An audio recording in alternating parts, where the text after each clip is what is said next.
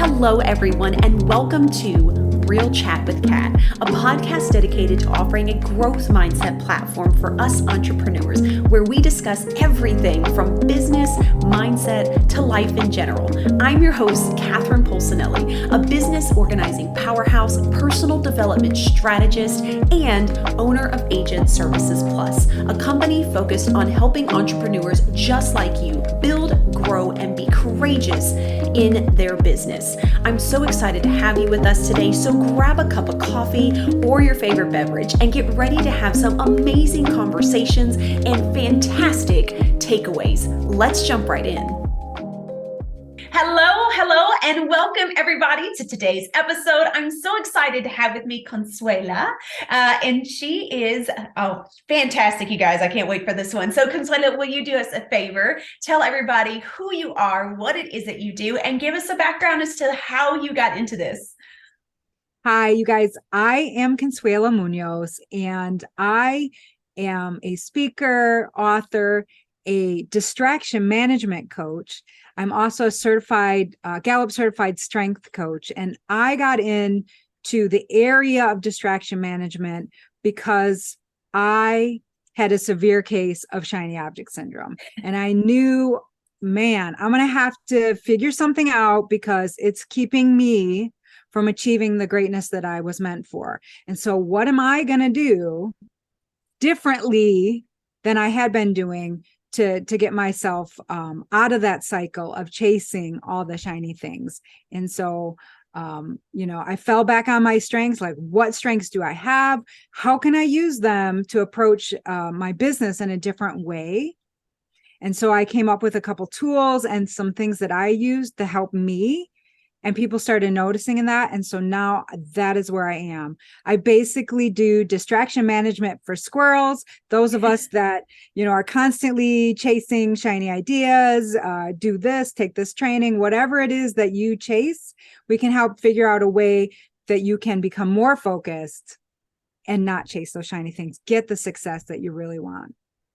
I absolutely love that. And I love the title Distraction Management Coach. So I think that is fantastic. So tell me, when you're dealing with people in the very beginning, what do you see the most when it comes to shiny object syndrome? Because I know that is such a huge topic, right? That everybody seems to be chatting about, but no one can figure out which direction to go. What do you see as the most common for you and your clients? Well, and so it's interesting you say most common. So again, I reference that I'm a strengths coach, and strengths coach is everything that's most amazing about you, but it can also give you a window into what are the kinds of distractions that are going to be biggest for you. And what I was seeing is that there are kind of 4 areas, and they somewhat align to your strengths on what things that you're going to end up chasing. Okay. Because distraction, shiny object syndrome is really, where you're doing this thing and you see this thing and that looks cool and awesome. You're like, I got to go do that. Okay. And I'm going to do that. And so you can imagine that things that are natural for you are going to also be even more tempting. And a lot of times we're chasing them because we don't want to face what we need to do, or the project that we're on is not having results right now. So I'm going to quick do this thing instead. And so what I found is that based on who you are, there are different areas where you could be chasing, right? So it might be signing up for training. You have learner. Maybe you're signing up for training after training after training. So I've got this quiz. It's what kind of squirrel are you? It's a lot of fun, and it helps give you this idea. So we've got 4 kinds of tree squirrels, right? It could be a gray squirrel, black squirrel, red squirrel, brown squirrel. And based on that, it can tell you, like if you're a black squirrel, you might have all these ideas, or you might want certifications.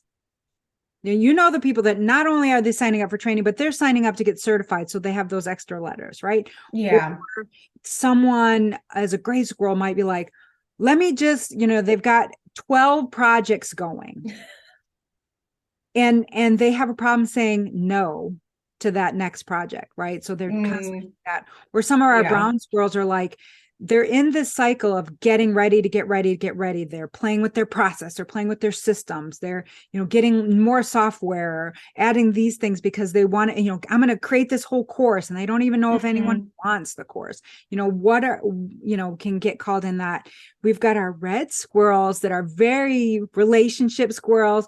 They can be really focused on how many likes their posts are getting, how many posts they're putting out, how many followers do they have, and they can get so distracted in that. They're not focused on the things they need to do. They're not, they're going to networking event after networking event and they're not following up. They've got so much time invested in the events itself. They're not doing any follow-up. So I see a variety of that. And it's really just understanding what you're chasing and knowing what it is, facing that so that you can be aware of it and not chase that anymore in the same way. Yeah, I love that. And it's interesting too, because every squirrel that you talk about, it seems like they are in one way or another kind of going in a circle, right? Like they keep finding it and they keep finding it, they keep going in a circle. Some I feel like are always chasing that extra piece so that they can feel more credible, right? Quote unquote. Or you have those other ones that are looking for that perfection, is I have to get every single piece together before I can release it, right? It has to be exactly right. It's not quite ready. Don't look at it. It's not ready. Like, whoa, like just put it out there. You don't even know if anyone wants this. So you're spending a lot of time, a lot of money, a lot of effort and your energy on something, and maybe no one wants it. Or even if they do, like you're never feeling like it's ready to push out, and that keeps you stuck.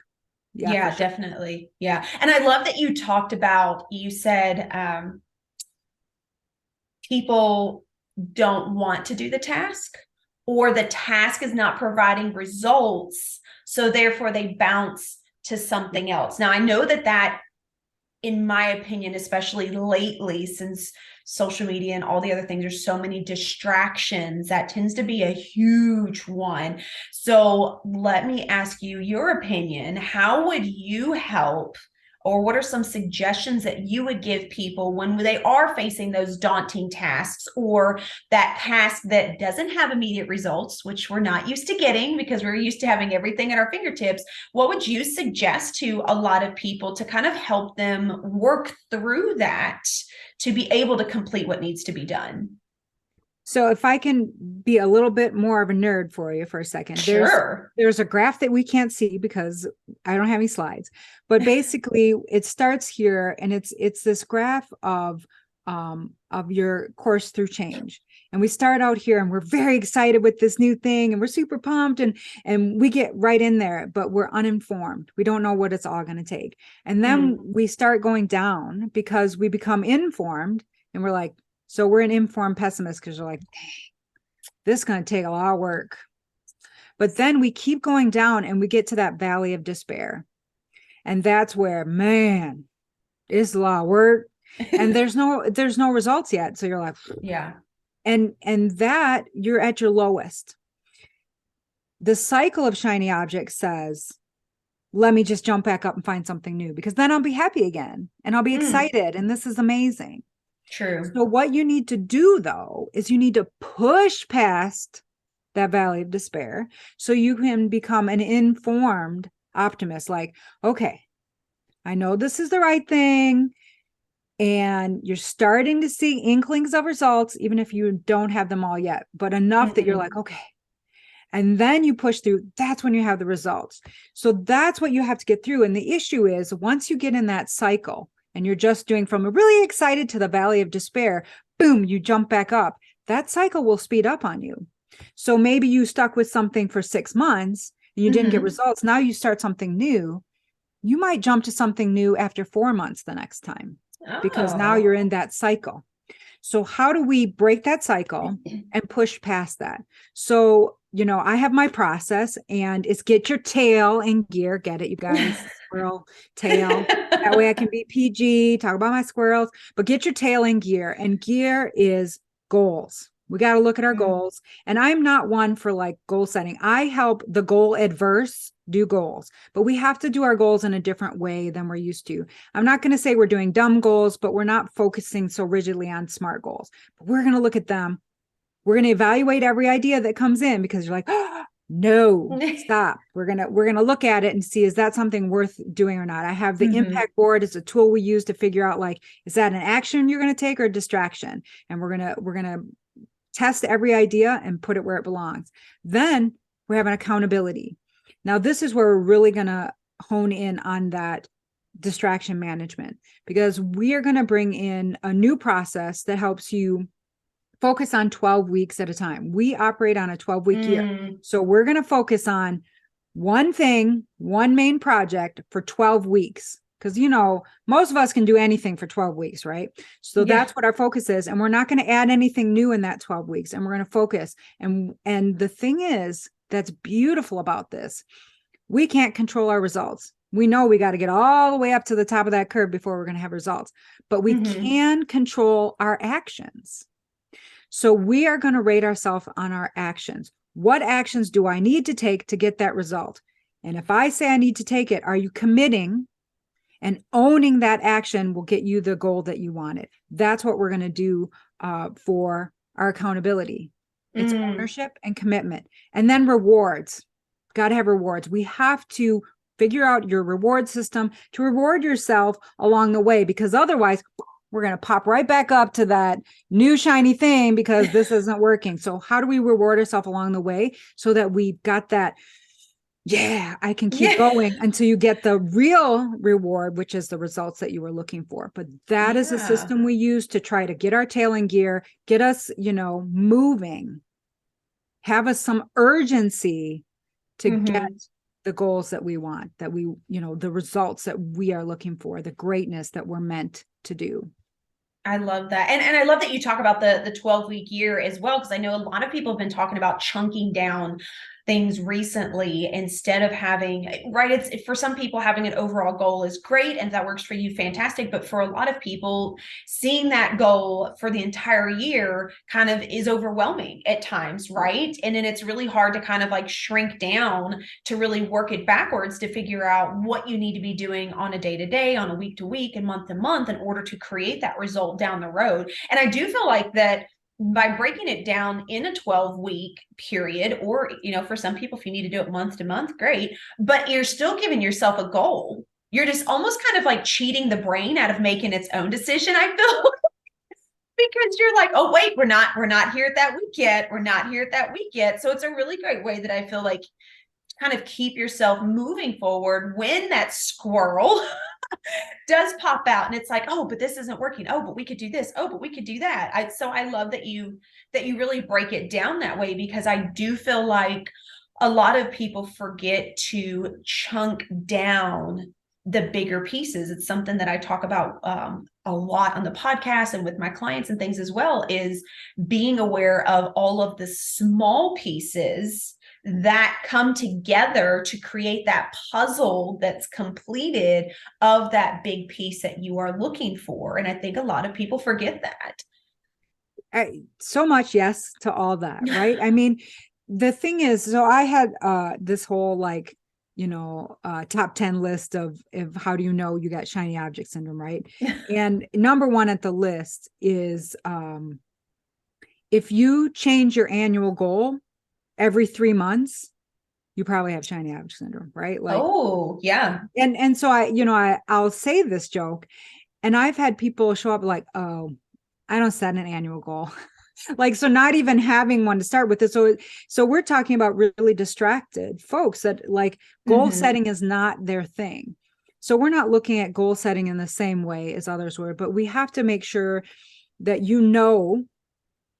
what, we go from the top. What is your vision, your long-term vision?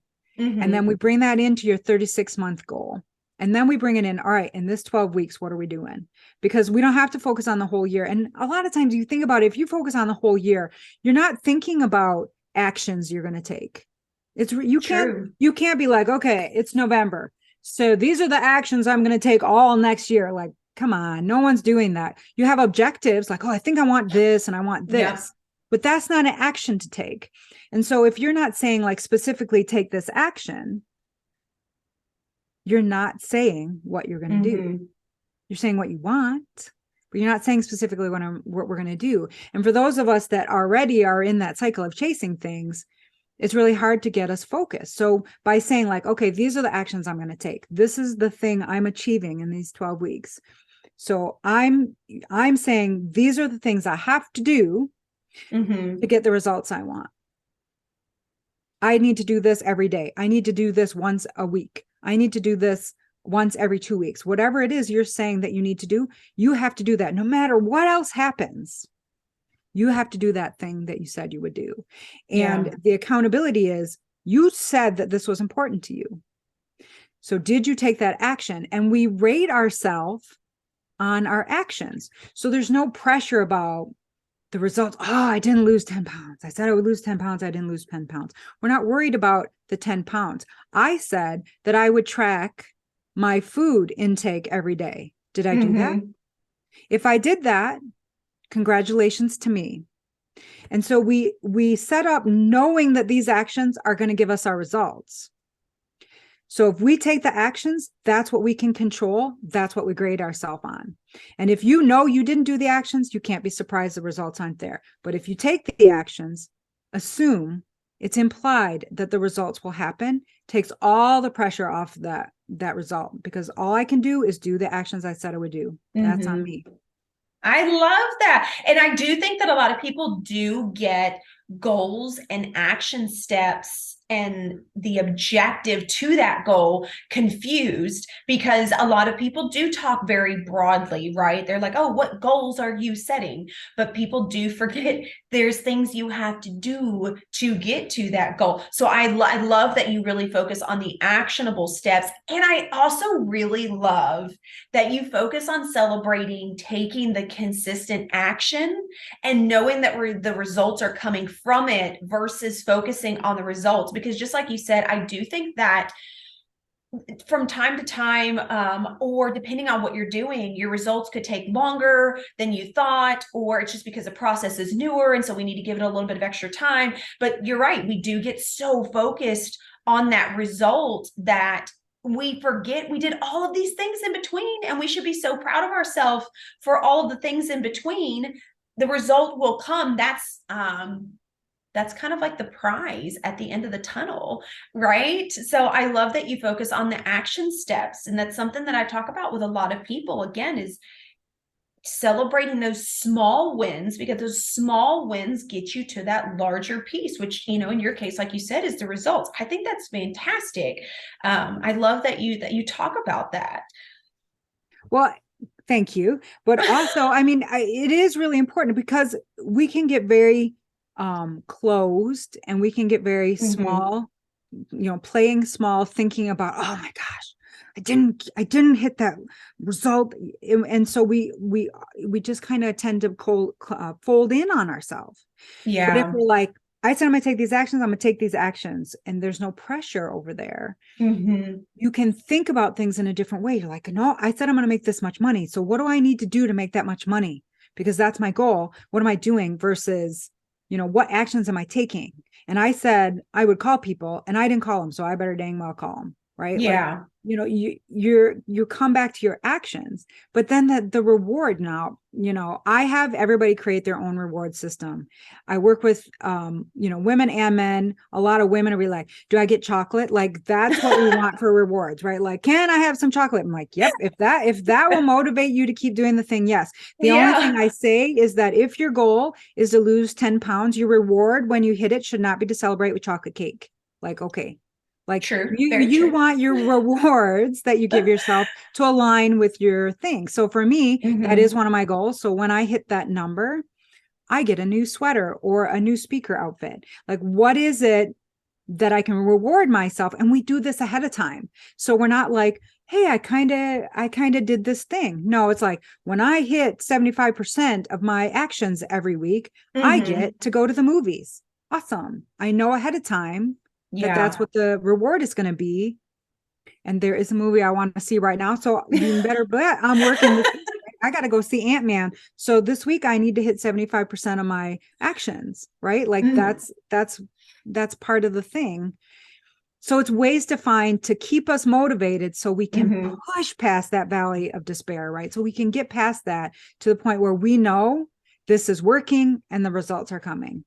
Yeah, no, I think that's fantastic. And I love that take on things because we have amazing people that talk about motivation and things like that. But what I do tend to see kind of commonly, and maybe it's just me, right? But it's more of that, like, you just got to do it attitude. While for some people that may completely work, for a lot of people, you're still going to have it in your head. And eventually, even though you're trying to push through, what's going to happen is you're going to get burnt out. So even though you're doing the action steps and you're focused on the results, you're going to get burnt out and just quit everything altogether. So I think that it's very important that people understand, like, there's multiple different ways to be able to get to your goals. You have to figure out what works best for you, which means you also have to understand where that inner voice is coming from and how to deflect that inner voice, because Shut it I down. Don't do, deflect. Shut it down. because I do believe that it doesn't. I know that I tried it for the longest time. I was one of those people that was like, you just have to do it. It doesn't matter. And then what I realized was it actually made me dread the usual things that I needed to get done versus knowing that I made the decision to maybe take a break and be like, okay, it's not me. My body is like, if you don't chill out, I'm going to shut down. And so you can be proud of yourself for those steps versus always pushing through and just, you got to get it done. That's the only damn way it can be. And again, for some people that works. I know I did that for years, but I also know that over the years, things that have changed in my life and have changed with my kids and have changed in my business, that doesn't align with the way that I want to do business anymore. And to be honest, most of the clients that I work with, that doesn't align for them either. And so if you're constantly just saying, well, you just got to do it, we tend to shut down a lot quicker versus giving ourselves the chance to be able to complete it or get through it and see what happens. Oh my gosh, to the shutdown. I mean, so that's one of the things we try to, with this, keep our energy and our effort at a steadier state. Mm-hmm. Because what'll happen is we'll have a lot of energy, and so we'll have all these things going. I'm doing this project, and I'm in all these socials, and I'm doing all the things I think I need to be doing. And then our energy goes down, but we still have all these things. Mm-hmm. So now our energy is not enough for all the things we have. And then we're like, huh, that's it. I'm done. I'm out. Yeah. I gotta take a break because it's too much. And so by limiting the things that you're going to focus on, and by saying, nope, you can't add anything new. Like, you've got this one project, your plan is set for these 12 weeks.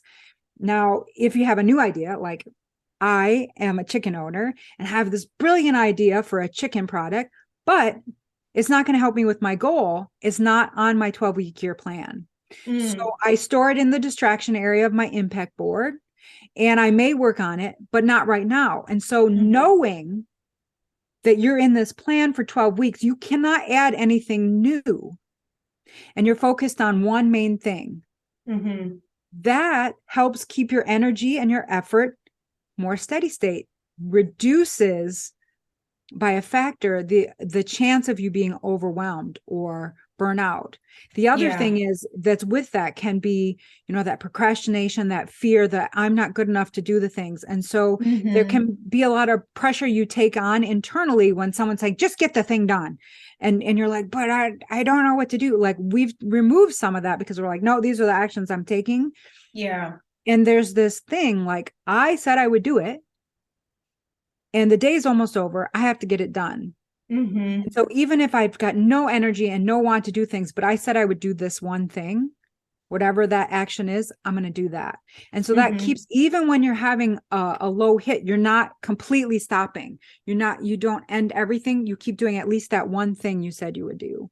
So it keeps your energy, it protects it, really protects your energy and keeps it more steady. And you're only focused on that one thing. So you're not like, oh, I was doing this thing and now they really want me to start a podcast, but in the middle of your plan, you can't do that. You can review it Like maybe that's something I'll do in the next 12 weeks. Or another one we get bombarded that you should write a book. Like, okay. Oh, yeah. Okay, but it's hard to write a book if that's not your main thing. And so Mhm. if you want to write a book, okay, maybe that's one of your 12-week years. Like, all right, this 12 weeks, I'm writing this book. And you're doing all in on the book, but then you're not running a podcast and, doing all these other things. You're like, no, I'm writing a book this 12 weeks. So Yeah. you're really focused on that. So then you're not doing 12 projects at a time and running out of energy. So it's very important to protect your energy and keep it like that. And the way we do that is having less things that we want to focus on, but still focus on the success of the goals, making sure that those goals for your 12-week year align to your 36-month goal, align to your vision. So you're not just doing random things, but they are all aligned up to achieving your vision. Yeah, no, I think that's fantastic. And I also think that by sectioning it down and really focusing on the specifics within each one of those projects, you're actually going to get it done quicker versus having 5 or 6 of them and they end up getting drug out for 6 months because you're trying to fit everything in all at once. Like it really does kind of string things along, where if your brain is kind of in that mode for whatever it is that you're working on, you can really hone in and get it done. And it ends up actually taking less time because the brain didn't have to ping here and then ping there and then come back this direction. I mean, that's like distraction and multitasking rolled into one, really, right? And so many of us like, yeah, I can multitask, and we feel like we need to. But when it comes to what we're doing in our business, that actually costs you time, money, and energy to multitask and results, right? Like exactly like you're saying, if you're trying to do 5 projects, you're doing a little bit here, everything's getting a little bit of attention. So I have this joke about like, okay, which race are you going to win if you're in 12 of them? Oh, None. You're not going to win any of them. Now, can you yeah. finish all 12 races? Sure, eventually. But if you want to win that race, you better pick one. Like, I'm going to run in this race for a little while, and then I'm going to go over to this racetrack. Like, I mean, if you look at it that way, it sounds silly, right? Like you wouldn't run 12 races at the same time. That doesn't even make sense. And yet we do that with our business all the time. Like, oh, I'll work on these 12 things. And I don't know why I keep saying 12, maybe it's the 12-week year, but you keep, you're working on all those things. Which one are you going to finish? If you want to finish something, single tasking is how you get that focus and how you get the results that you are meant to have. So yeah, 100%. And distraction, oh my gosh, distraction. We're talking about the overwhelm. Like we get constantly bombarded as entrepreneurs. Do this, you should have this. I made millions doing this. We get all this stuff and we're like, oh yeah, I should do all these things. And we get crazy overwhelmed. But then there's other distractions like, oh, I should work on this thing, but let me just check my social media real quick. 30 minutes later, an hour later, like, dang, what was I doing? Oh, I got to do that. But the thing is, even if you're in the middle of like, you're really focused on something and your phone pings you and you're like, oh, I better look at this. Trying to come back into that task, it'll take you 30 minutes to be at the same level you were before you looked away for the distraction. Wow. So finding ways to limit those kind of distractions is also important. And so we have some specific times that we set up like, no, this is a time my phone is over there, my email shut off, I'm focused on what I'm focused on. And so not all the time, but we have to have some of those times so that we can really bust through a bunch of things. Because anytime you're distracted, even for a moment, it takes so long to be back at the same level you were before the distraction.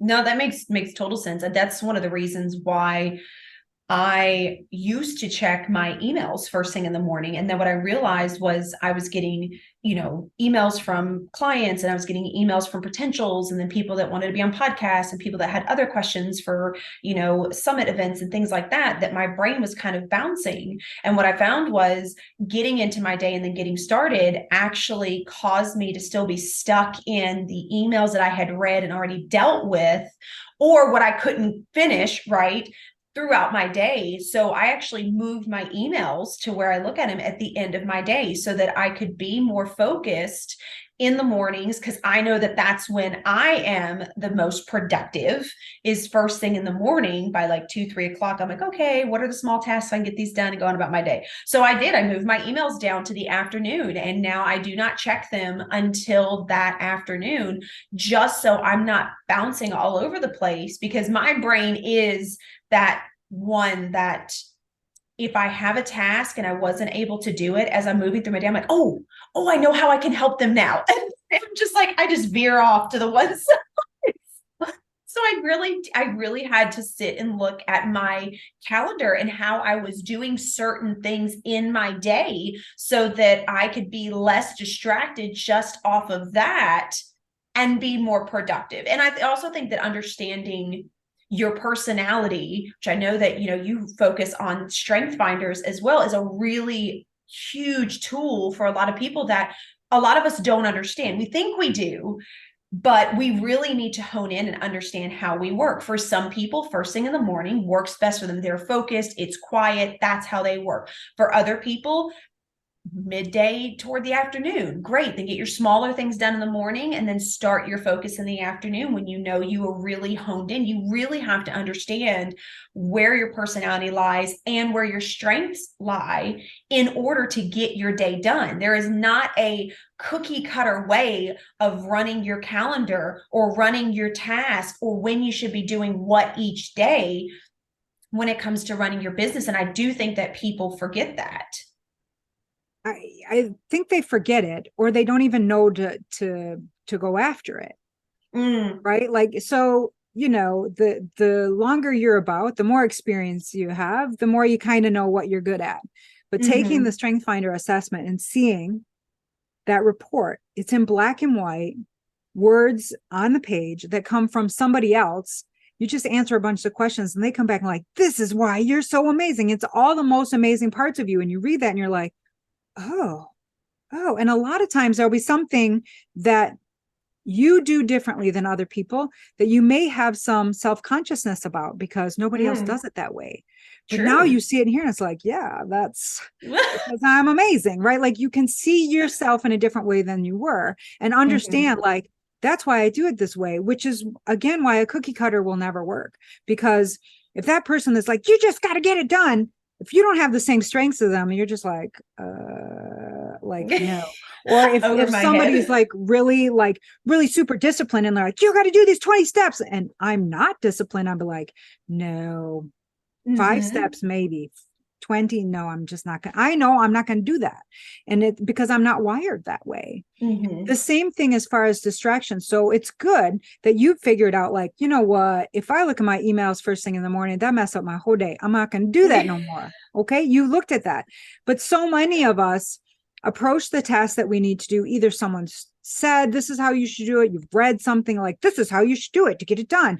And for you, that doesn't work, but you've read it. So that's how you're doing it. And we don't even, take that step back and be like, okay, this is me. These are my strengths. This is how I work best. Yeah. These things are working for me and these things are not. Even taking the time to figure out what's already working for you and what isn't is so important a step. And whether people forget or not, but do they even do that? Because so many times we just fall into a default way of doing something or the way someone else told us to do it that doesn't necessarily align with us at all. And then we're just, we're working harder than we need to get done what we need to do. Yeah, definitely. I completely agree with that. And I love that you offer the Strengths Finders test as well, which by the way, I ordered because I love seeing different pieces from other people and, things outside of me, because I really do think it gives you a really great insight. So I'm super excited to take it so I can really look and see if there are some places where I didn't realize that I did have a strength, but maybe I've been kind of playing it small because I was focused more over here, or I thought this is where I should be. So I always love learning about stuff like that. So I think that's fantastic. So before we wrap it up, then do me a favor. Will you tell everybody, one, do you have a quote or a piece of positivity, something that you would love to share with the audience? Yeah. So for me, this is something that I say to myself each morning when I get up. And that is, the more I focus, the more I impact. and I'm meant to impact the world. Oh, I love that. So the more I focus, the more I impact, and I'm meant to impact the world. All of us have something that we're meant to do. And if we focus, we'll achieve it. I love that. That's beautiful. And I think that's such an uplifting feel to yourself as well, right? And people talk about a lot about affirmations and really honing in on you, but I love that because that kind of integrates you and what you have to offer to the world. So it's kind of a confidence boost and an affirmation all at once. I love that. Well, tell us, Consuela, where can everybody find you? How can they follow you? Where can they connect with you? Well, my name is pretty awesome in that it's unique enough that you can find me pretty much by my name in most places, but I'm at LinkedIn, Instagram, Facebook. I've got the quiz. If you want to take that, that's a way that we can start getting together. It's loosely based on strengths, so you kind of get an idea what kind of squirrel are you, and what do you need to do to focus in a different way. And that's at squirrelquiz.com. Thank you. I absolutely love that. And I'll be sure to share that in the notes as well, because I want everyone to be able to find out what squirrel they are. So we'll have to create a post. And I would love for you to take it because I have an idea what kind of squirrel you are. So I want to see if I'm right and see if I've got you paid. Okay.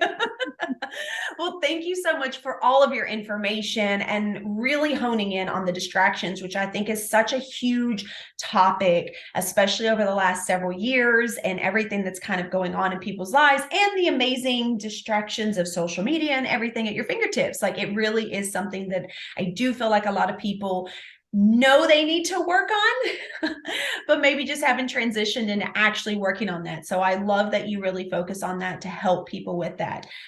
So thank you so much for being a part of the podcast today. I really did appreciate it. And to everybody else that is out there, I hope you got some amazing takeaways. And until next time, don't forget, do one thing great for somebody else each and every day and see the difference that it makes in your life. So until next time, have a fantastic day.